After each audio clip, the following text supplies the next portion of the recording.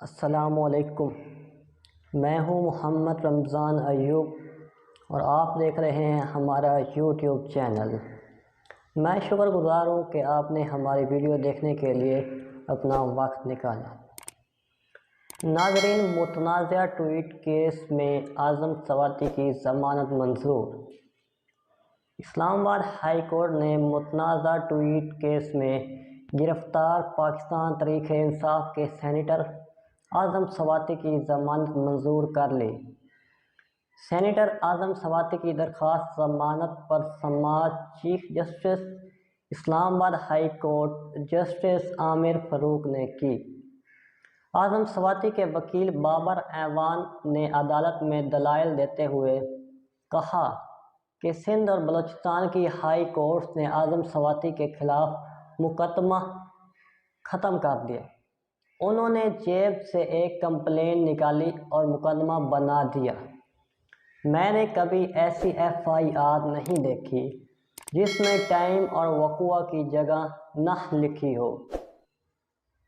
Chief justice اسلام آباد high court نے بابر اعوان سے مکالمہ کرتے ہوئے کہا کہ آپ یہ کہہ رہے ہیں ایس او پیز کو فالو نہیں کیا گیا، جس پر بابر اعوان نے جواب دیا، جی بالکل، مجھے انہوں نے بتانا ہے کہ میرے موکل کے خلاف کیا چارجز ہیں۔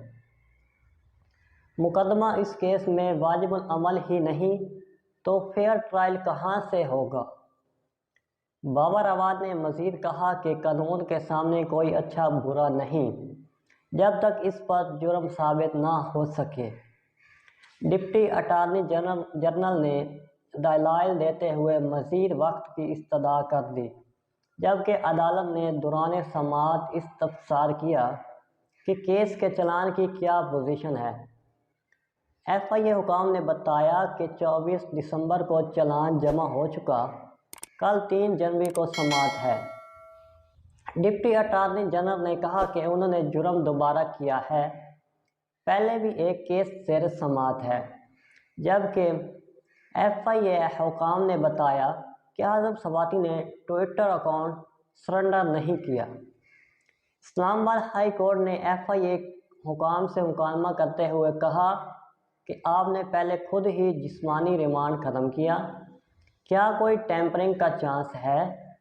عدالت نے اعظم سواتی کے وکیل سے استفسار کیا کہ جرم دوبارہ ہونے کا بتا دیں، جس پر دوران دلائل بابر اعوان نے حبیب جالب کے شعر کا سہارا لیتے ہوئے کہا، ظلم رہے اور امن بھی ہو، کیا ممکن ہی ہے تم ہی کہو۔ چیف جسٹس اسلام آباد ہائی کورٹ جسٹس عامر فاروق نے فریقین کے دلائل سننے کے بعد اعظم سواتی کی درخواست ضمانت پر فیصلہ محفوظ کر لیا۔ بعد ازاں جسٹس عامر فاروق نے سینیٹر اعظم سواتی کی درخواست ضمانت منظور کرتے ہوئے انہیں 2 لاکھ روپے کے مچلکے جمع کرانے کا حکم دیا ہے۔